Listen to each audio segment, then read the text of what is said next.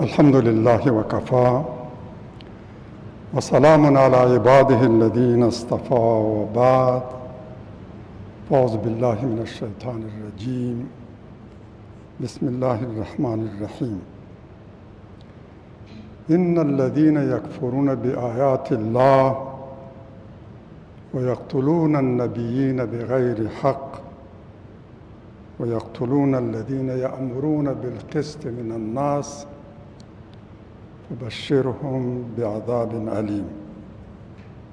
أولئك الذين حبطت أعمالهم في الدنيا والآخرة وما لهم من ناصرين. صدق الله العظيم. الله تعالی فرمایي هغه چې د الله له آیاتونو انکار کوي، نبیین او پیغمبران وژني، او هغه هم وژني چې په قسط او عدل امر کوي، د قسط لوري ته بلونکي، عدالت غوښتونکي، دا هم وژني. دوی ته د دردناک عذاب زیری ورکوي. دوی هغه دي چې عملونه یې په دنیا او آخرت کې حبط شوي، تباه شوي، او دوی هیڅ ناصر او ملاتړی نه لري. وما لهم من ناصرین، یعنی هغه چې د الله تعالی د آیاتونو انکار کوي په خوله یا په عمل سره، د کفر لاره یې غوره کړې، د انکار لاره یې غوره کړې، او د الله تعالی د پیغمبرانو په مخالفت کې کار هغه حد ته رسیږي چې د هغوی د وژلو لپاره ملا تړي، او هغه چې آمرین بالقسط وژني، هر څوک چې د ظلم خلاف غږ اوچت کړي او عدالت ته بلنه ورکړي، دوی ورسره دشمني پالي او د هغوی د وژلو پرېکړه کوي.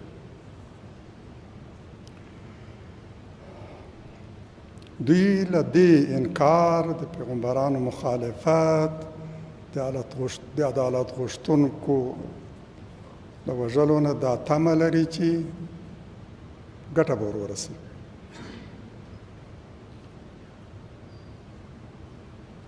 چې که دوی خپل مخالفین وځپي نو د دوی اقتدار ته ورپېش ګواښونه به له منځه لاړ شي. اقتدار او زعامت بقا او دوام به یې تضمین شي.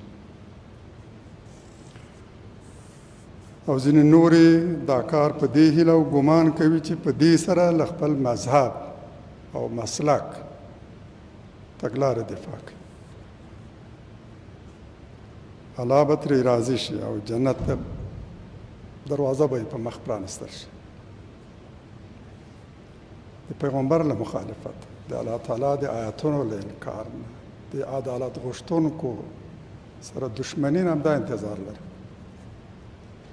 چې دا به د دوی اقتدار تضمین کړي، په اقتدار کې پاتې کېدا به یې تضمین کړي.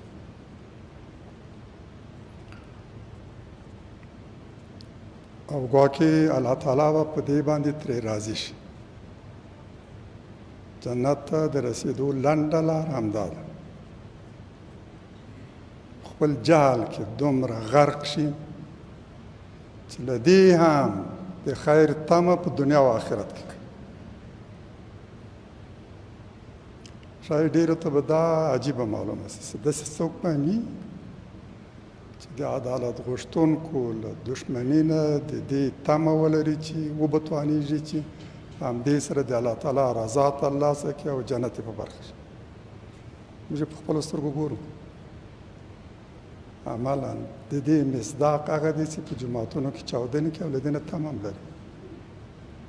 دا تمه چې له همدې لارې لنډ او ژر کولی شي جنت ته ورسېږي.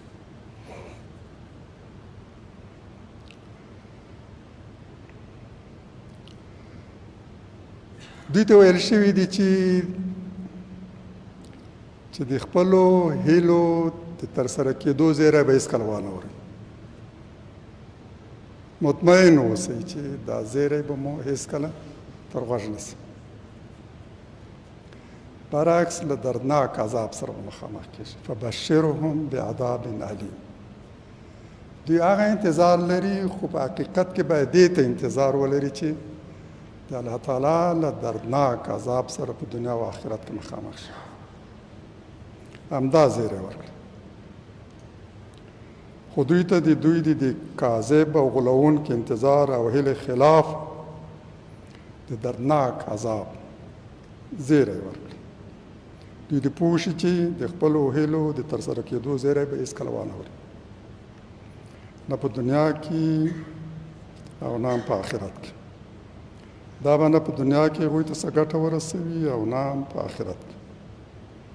او نه به داسې څوک ومومي چې په دنیا کې هم د هغوی مرسته وکړي او په آخرت کې هم د الله تعالی له عذابه وژغوري. په ظاهر کې کله چې دوی د اقتدار په ګدۍ ناست دي، ډېر هغوی ته لاس په سینه ولاړ او د خپلې وفا او اخلاص ډاډ ورکوي. خو چې کله له ګواښونو خطرونو سره مخامخ شي، نو بیا به داسې څوک ونه مومي چې په څنګ کې ودرېږي او لږونه دفاع وکړي. تاریخ کې دا په وار وار تکرار شوی. ما په خپلو سترګو لیدلی دا حالت. د ظاهرشاه لپاره په منبر باندې هره جمعه د دعا کېدله چې خلد الله ملکه و سلطان، خدای دې سلطنت او ملک و پاچایي دایمي کړي. اما کومه ورځ چې د هغه په خلاف کودتا وشوه، ومو لیدو چې په ټول افغانستان کې د هیڅ چا یو قطره او څاڅکی اوښکه هم توی نه شو. چا له هغه نه دفاع ونه کړه. عادي مخالفت یې ونه شو، د کودتا ملاتړ یې وکړ. هماغه چې پرون به یې د منبر په سر د هغه د اقتدار د بقا دعاګانې کولې او خطبې کې د دې یادول به واجب ګڼل. ومو لیدو چې د نوي پاچا د تخت و تاج د بقا دعا یې کوله په هماغه صیغه او په هماغه الفاظ. همداسې ده الله تعالی فرمایي چې دوی ته هیڅ ولی و نصیر نشته. صادق، رښتینی، مخلص، وفامن ملاتړی نه لري. هېڅوک له زړه او په اخلاص سره د دوی مرسته نه کوي.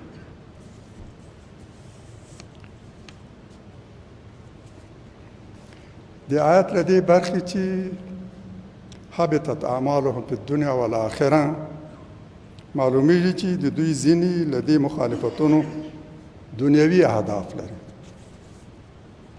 او ځینې اخروي تمې او هیلې.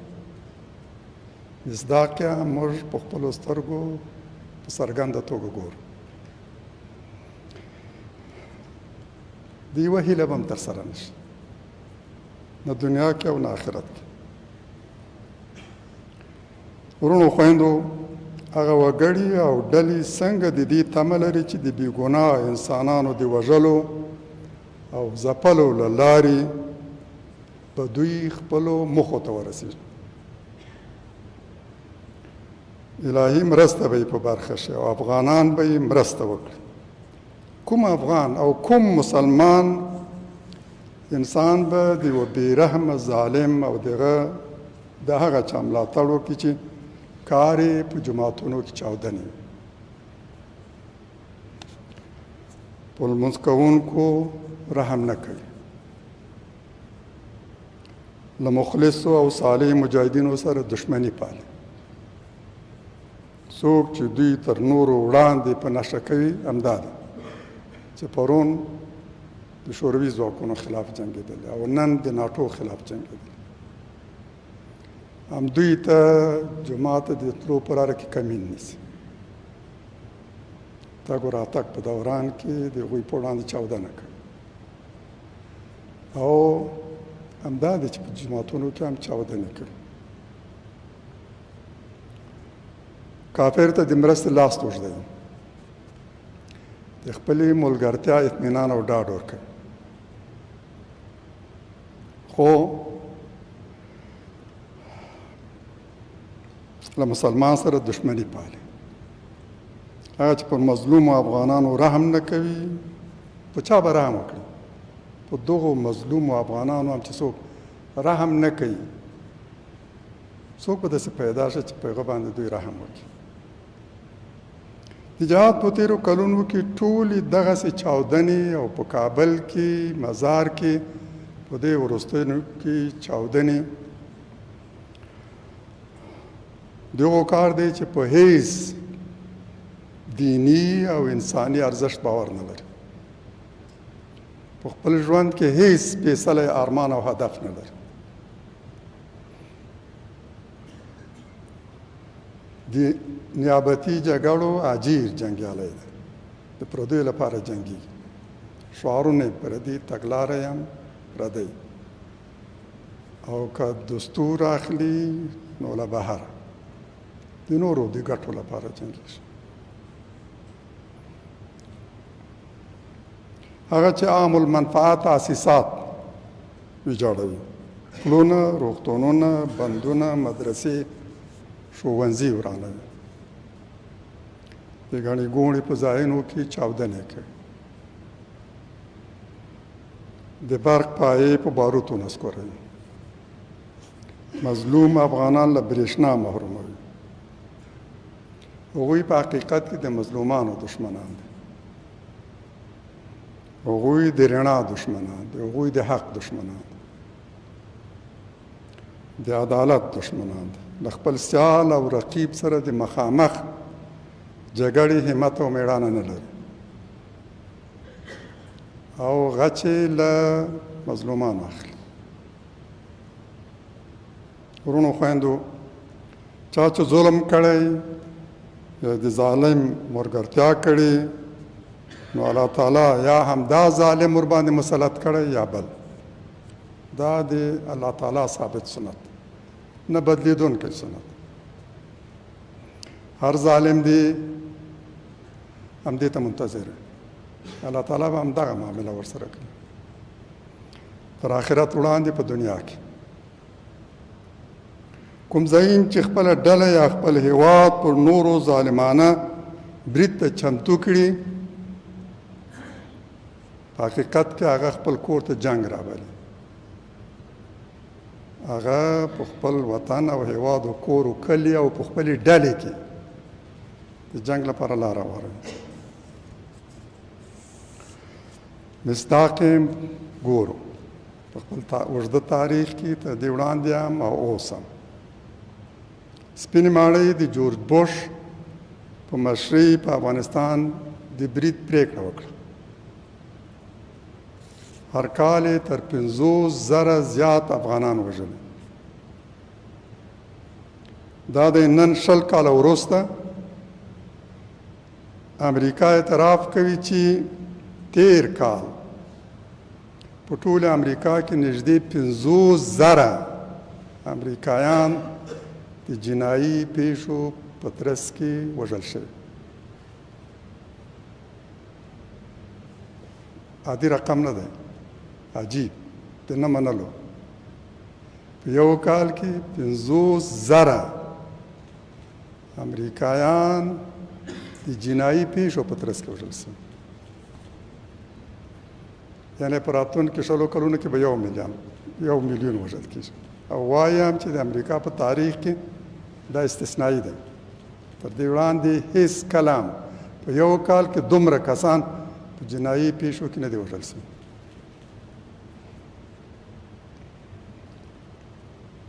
د امریکا له لوري په تپل شوي 20 کلن جنګ کې نږدې 1 میلیون افغانان وژل شوي. هماغه د میاشتې 50,000 د کال 50,000 لږ تر لږه د کال 50,000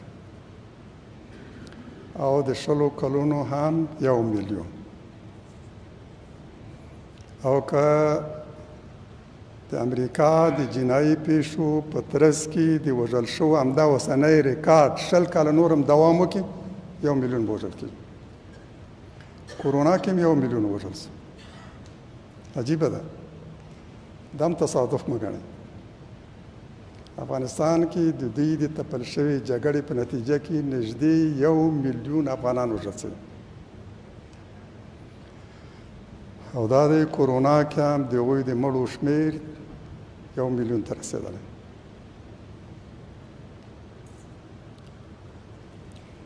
په امریکا کې امنیتي پیښې په بېسارې توګه زیاتې شوې. دا زیاتوالی یو څرګند عامل لري، او هغه په افغانستان د امریکا برید دی. په دې کې هېڅ شک باید ونه کړو، واقعیت هم دا دی. جنګونه د ساري بیماریو په څېر د یرغلګرو جنګیالیو په واسطه له جنګ ځپلو سیمو د دوی هېوادونو ته انتقالېږي، کټ مټ لکه ساري بیماري. همدا دوی دي چې جنګونه له دغو جنګ ځپلو هېوادونو له ځان سره یو ځای مفکوره یې هم له ځان سره انتقالي خپلو هېوادونو ته. د امریکا دا جنایي پیښې د افغانستان له جګړې سره مستقیم تړاو لري.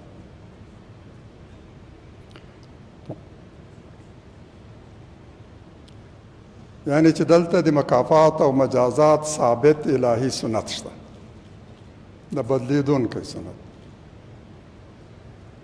الله تعالی له مظلوم دفاع کوي، د هغه غچ له ظالم اخلي. هیڅ ظالم هم له دې ثابت قطعي الهي سنت نشي ژغورل کېدی. له ظالمانو سره محاسبه حتمي ده، په دنیا کې هم په آخرت کې هم. بیلګې او مصداق عملا په دنیا کې هم ګورو، تاریخ هم شهادت ورکوي، آخرت کې به هم ګورو.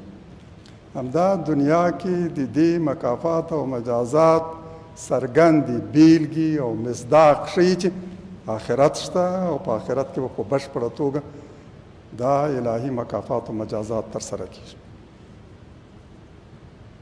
چا چې د بل هېواد خلاف د یرغلګرو د تیري ملګرتیا کړې، د همدې یرغلګرو په لاس د هغوی هېواد اشغال شوی، او د مظلومانو انتقام ترې اخیستل شوی. اوکراین ډېر واضح، جوت او څرګند مثال دی. د شوروي ځواکونو ملګرتیا یې وکړه، او دا د نن د روسي ځواکونو تر برید لاندې دی. هماغسې ښارونه ورانېږي لکه د افغانستان ښارونه چې ورانېدل،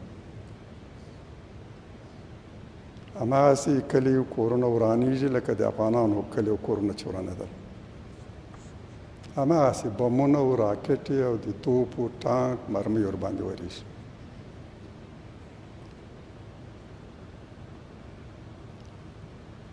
د ناټو ملګرتیا یې وکړه. په دې تېر شل کلن جنګ کې هم هغوی د ناټو د افسرانو تر قماندې لاندې د افغانانو په خلاف جنګېدلي،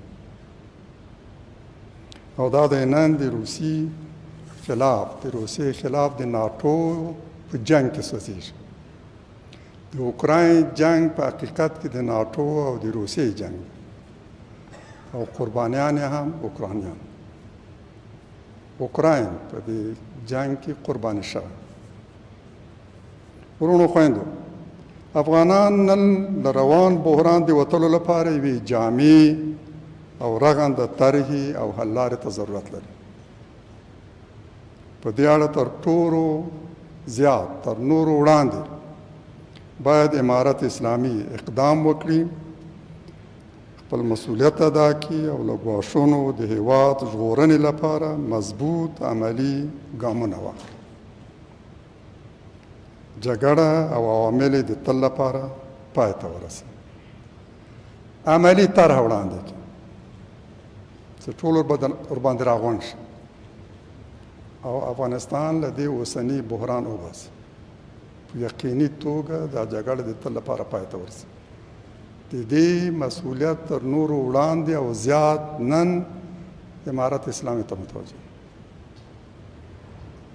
د امارت اسلامي له لوري چې په دې ارتباط کوم کمیسیون جوړ شوی، مخالفینو ته یې بلنه ورکړې چې هېواد ته راستانه شي، همیسر خوندي دی، او هم عزت او هم ټول ملکیتونه او شتمنۍ له هرې لارې او په هره توګه چې هم دوی دا ملکیتونه او شتمنۍ ترلاسه کړي.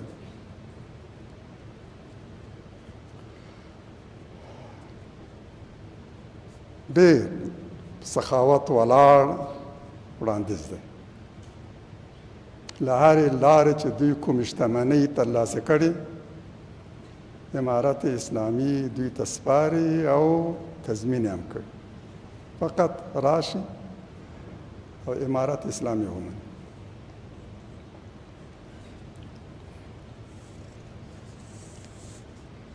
له ځینو سره یې همداسې هم وکړل. ضرور نه ده زه هغو نومونه واخلم، همداسې ورسره شوي پرته له دې نه چې رسنیو کې منعکس شي.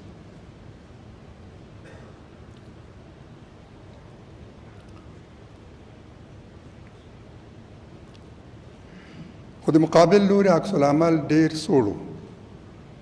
نه یوازې سوړ بلکې ځینو دا وړاندیز د تسلیمېدو په معنا ونیولو او په کلکه یې رد کړ چې په هېڅ توګه تسلیمېدو ته چمتو نه وي. او ځینو جدي غبرګون ښودلی او د جنګ په دوام یې ټینګار کړی. د انقرې له ناستې او اعلامیې وروسته د امارت اسلامي غبرګون هم فوري او توندو جدي و او هم له دوی سره هر راز مذاکرات په راتلونکي کې منتفي وګڼل. ویې ویل امنیت راغلی، اوسنی حکومت ټول شمول دی، ملت ته شا دی، تاسو فقط راشئ، سر مو خوندي دی، مال مو خوندي دی، همدومره. او چا چې له بحران د وتلو لپاره د ملت رایې ته د رجوع طرحه وړاندې کړې، حزب اسلامي هم په همدې ډلې او مجموعې کې دی. هغوی ته هم د دوی ځواب منفي و او داسې معلومیږي چې په ځای د انتصابي جرګې په جوړولو کار روان کړ. هماله داسې جرګې او غونډې سره یوازې د امارت اسلامي خپل غړي او هغه هم یو برخه توافق لري. نه یې وسلوال مخالفین مني او نه ټول ملت او نه د رایې خاوند افغانان. په هېڅ هېواد کې انتصابي غونډو او جرګو نه یوازې ستونزې نه دي حل کړي بلکې تل دا ستونزې د همدغسې جرګو په نتیجه کې تشدید شوي. د حکومتونو منځ کې هم مشکلات را پیدا کړي دي او د حکومتو د ملت ترمنځ هم.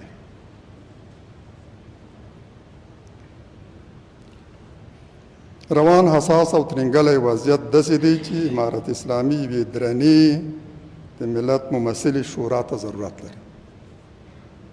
یو له مهمو ضرورتونو یې همدا ده. د دې ناحیې له جدي تشې سره مخامخ ده. دا تشه باید ډکه شي. هم د امارت اسلامي د ډلې په سطح او هم د ملت او د هېواد په سطح یوې درنې شورا ته ضرورت لري چې د ملت واقعي ممثله شورا وي او د هرې پرېکړې تر شا ټول ملت ودرېږي او د هغه حمایت وکړي.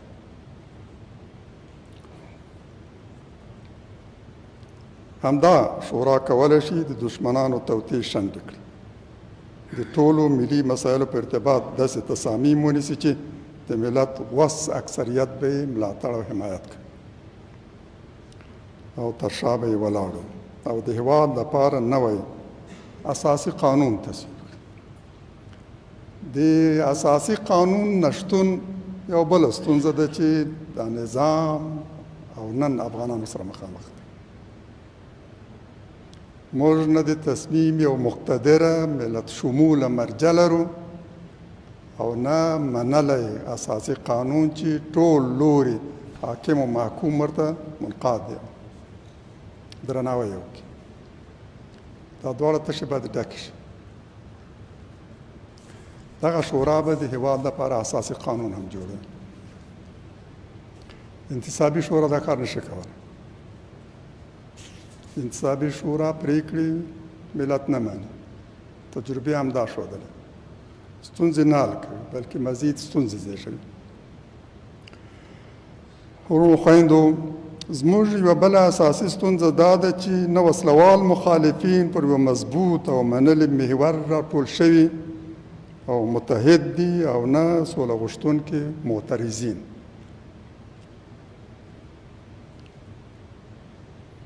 درې ډلې لرو: حکومت، چارواکي، او هغه ډله چې اقتدار یې په لاس کې، امارت اسلامي. دا یو لوری ده. په دې نظام او سیاستونو باندې معترضین، هغه معترضین چې فقط په سوله ییز اعتراض باور لري او همدا لاره غوره کړې، نه غواړي داسې څه وشي چې ګټه یې وسلوالو مخالفینو ته ورسېږي. تر هغوی امارت اسلامي ته ترجیح ورکړي. د هغوی بیا اعاده په هېڅ توګه نه غواړي. د مخکني نظام بده خاطره لري. نه یوازې بده خاطره بلکې ډېره کرکه او نفرت. په هېڅ توګه او په هېڅ صورت کې هم د دې نظام بیا اعاده نه غواړي.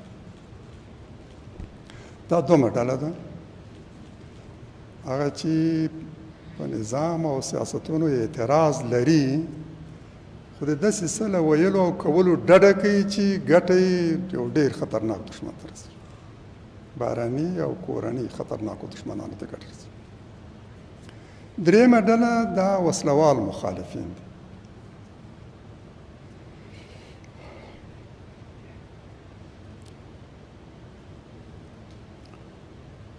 مذاکرات په هغه صورت کې نتیجه ورکوي چې دا درې محورونه او لوري صادقانه توګه خپلو منځونو کې کښېني بلا قید و شرط، له مخکني شرط او قید پرته،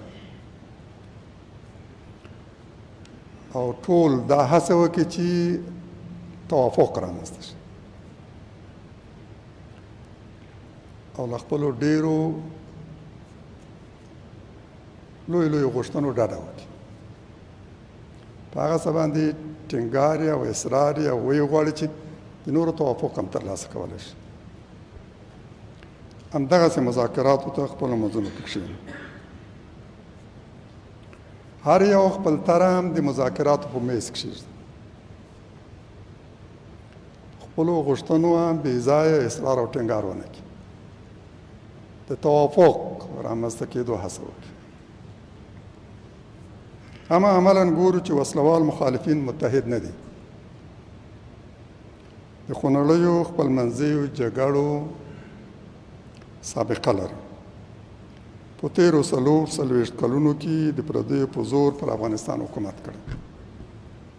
خپل سیاسي او قومي رقیبان د پردیو د مټو او وسلو په زور یا وژلي، یا ځپلي، یا زنداني کړي، یا له هېواد وتلو ته اړ کړي او د دوی ځمکې، کورونه او شتمنۍ غصب او لوټ کړي. د ډېرو ریکارډ دومره تور دی چې په هغه کې سپین ځای نشي سړی موندلی. په یو محور راغونډېدای محال برېښي. نه واحد قیادت لري او نه له بحران د وتلو واضح طرحه لري. تاسو به په دې 40 کلونو کې کله هم د دوی له لوري دغسې طرحه نه اورېدلی چې د بحران په حل کې مومیت ثابت شي. اساسي غوښتنه یې په اقتدار کې غوښینه برخه ده، سهم ترلاسه کول. فقط همدا، یا جنگ یا غوښینه برخه په اقتدار کې ترلاسه کول. جنگ هم د پردیو د مټو په زور، نه د خپل مټ په زور.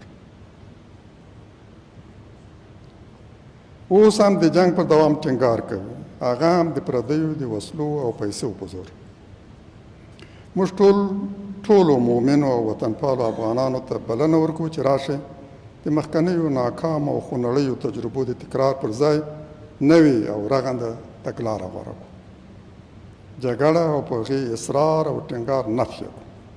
او د سالم او سوله ایز رقابت او صادقانه بلا قید او شرط مذاکراتو له لارې ټولې ستونزې حل کړو. زموږ پرون هم دریځ او وړاندیز همدا و او نن هم. پرون مو هم په اقتدار کې د مشارکت غوښتنه نه ده کړې، نن هم نه کوو او په راتلونکي کې هم له غیر اصولي لارو قدرت ته د رسېدلو هڅه نه کوو. د حزب اسلامي اصولي دریځ همدا دی. الحمدلله تر ننه پورې په همدې ټینګ پاتې شوی. نن مو هم دریځ ده. سازشونو له لارې، د توطئو له لارې، د غیر اصولي لارو اقتدار ته د رسېدلو هره هڅه تحریموو. نه غواړو. په وار وار موږ ته د مشارکت وړاندیز شوی ده، موږ رد کړی. دومره هم چې موږ ته ویل شوي دي په دې وزارتونو کې نیمایي په خپله خوښه انتخاب کړي. موږ نه دي منلي. ویلي مو دي چې دا دوام نه کوي. موږ غوښتي چې فقط ائتلافي حکومت منئ، لویه برخه هم تاسو واخلئ. موږ دا طرحه رد کړې. ورونو خویندو، امریکا د برید ګواښونه کوي. پر افغانستان د بیا برید مسلسل او مکرر ګواښونه کوي او دې وروستیو کې د ګواښونو لهجه هم ډېره تنده او جدي شوې. په داسې حال کې چې نه پرون او نن له افغانستان امریکا ته کوم ګواښ متوجه وو او دی. مقرر وایي که له القاعده او داعش امریکا ته کوم ګواښ متوجه شي نو فوري نظامي عکس العمل به وشي او ګواکې داسې عکس العمل ته تیار چمتوي، لازم چمتوالی هم نه وشي. دا د هغوی د لومړۍ کچې نظامي واکمنو او چارواکو د خپلې خولې خبرې دي. یو ځل نه بلکې په مکرره توګه همدا خبره کوي. یعنی چې د دغسې یو برید لپاره موږ تیار، لازم چمتوالی هم نیولی. هر افغان پوهېږي چې القاعده او داعش په افغانستان کې نه پرون او نه نن داسې فعال حضور لري چې امریکا او یا په سیمې کې بل هیواد وګواښي. نه دلته څرګند او ثابت مراکز لري او نه د سترو سترو کارونو امکانات. عملاً ګورو چې دلته په جماعتونو کې له چاودنو پرته بل کار نه ترسره کېږي او د ګاونډیو په خلاف یوازې تر لسو لږ ړانده داسې راکټونه توغول شوي چې له آمو سیند د اوښتو توان هم نه درلود. د آمو سیند د دې غاړې څو راکټونه توغول شوي دي چې له آمو نه مخواته نه دي تېر شوي. فقط یو د تبلیغاتي وسیلې په توګه او د هیوادونو ترمنځ د مناسباتو خرابولو په مخ او د خپل حضور ثابتول چې موږ یو. کار یې همدومره. د چا راکټ چې له آمو نشي تېرېدلی امریکا ته به څنګه ورسېږي؟ دا په امریکا کې څنګه وکولی شي چې داسې کار باندې لاس پورې کړي چې امریکا ته ګواښ محسوب شي؟ دا ټول شي چې د امریکا ګواښونه بې دلیله او هسې پلمې او بانې دي. یا خو یې هدف دا دی چې امارت اسلامي دې ته اړ کړي چې مزید تنازل وکړي او د هغوی شرایط ومني، غوښتنو ته شرایطو ته تسلیم شي، او یا اصلا په دې هڅه کې دي چې یو بله نیابتي جګړه په افغانانو باندې تعمیر کړي. دې دواړو احتمال شته. امریکا د افغانستان د ستونزو حلولو په ارتباط هیڅ رغنده او واضح طرحه نه درلودله او نه یې اوس لري. په دې 20 کلونو کې هم هغوی قطعا دغسې طرحه نه درلودله چې د افغانستان بحران او جګړه پای ته ورسي. نن هم نه لري.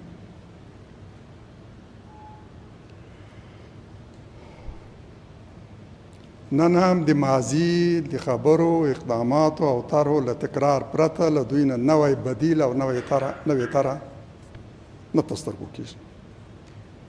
د سیمې او ګاونډیو له وضعیت او د ځینو لوریو له اظهاراتو او اقداماتو هم داسې معلومیږي چې خدای مکړه موږ به ښایي د 2001 میلادي کال له وضعیت سره یو ځل بیا مخامخ شو. د یوه بل مشترک برید سره د امریکا تر مشرۍ لاندې داسې چې ګاونډیان به مو هم یو ځل بیا د بریدګرو ملګرتیا کوي، لکه په 2001 کې چې هغوی د ناټو ملګرتیا وکړه.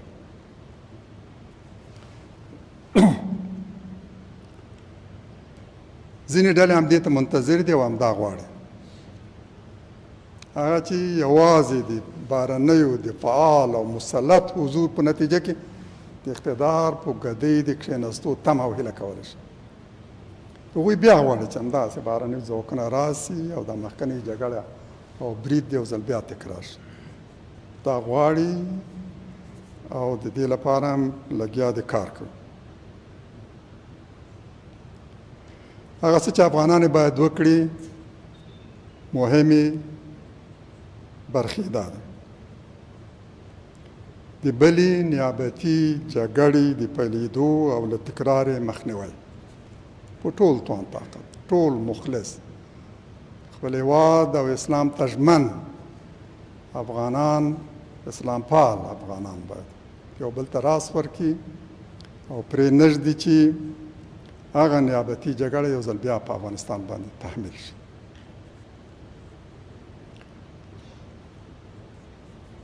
له دې حالت د هېواد د ایستلو مسؤلیت تر ډېره بریده امارت اسلامي ته متوجه ده. د رغنده تصمیم فرصت لري، ښه فرصت، امکانات، مجال. د وضعیت د دوام بدې پایلې هم تر نورو وړاندې دوی ته متوجه دي. دوی ترې صدمه ګوري.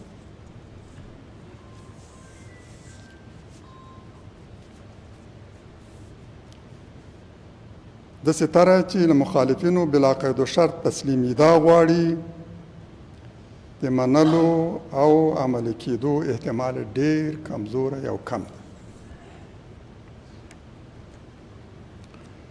دا مطالب هم باید په پام کې ولرو چې د امریکا جمهور رئیس چین ګواښلی، سپینې ماڼۍ چین ګواښلی، ګواښ هم ډېر جدي او توند چې که چین په تایوان باندې برید وکړي نو امریکا به نظامي غبرګون او عکس العمل شي او دا عکس العمل به هم جدي و فوري وي. که څه هم جو بایدن هڅه کړې ده چې لهجه یې د چین په ارتباط داسې وي چې وښیي چې ګواکې امریکا د متحد چین د معاهدې په نسبت ولاړ دی،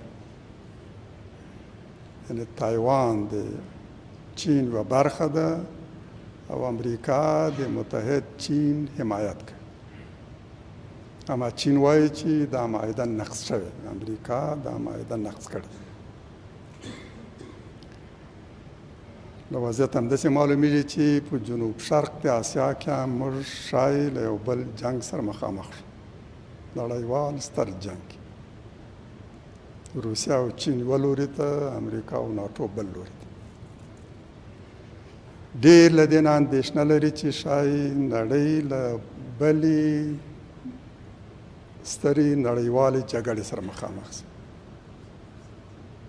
تر مخکنیو دوو جګړې هم ډېر زیات خو نړۍ جګړه. هلته هغه وسایل نه وو لکه چې نن یې لري. نو د دې جګړې پایلې به هم ډېرې زیاتې خو نړۍ وي تر مخکې ډېرې ډېرې بدې او زیاتې.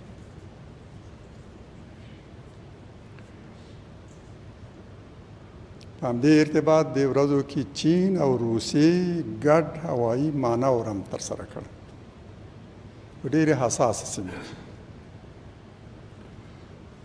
او دا ښیي چې د یوې بلې جګړې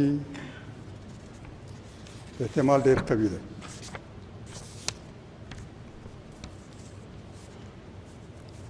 دعا کوو چې الله تعالی مظلوم ولس مو او دا جنگ ځپلی هیواد مو د ټولو کورنۍ او بهرنیو دشمنانو له شرارتونو وژغوري، د دشمنانو توطئې شنډې کړي او له ناامنیو، جګړو، فقر او لوږې فارغ افغانستان او بشپړ اسلامي نظام زموږ مظلوم ولس ته ور په برخه کړي. زموږ د هغو لکونو میلیونونو شهداو ارمانونه ترسره کړي چې د یو اسلامي افغانستان جوړولو لپاره یې خپلې وینې نذرانه کړي. آمین. سبحانك اللهم وبحمدك نشهد ان لا اله الا انت نستغفرك ونتوب اليك.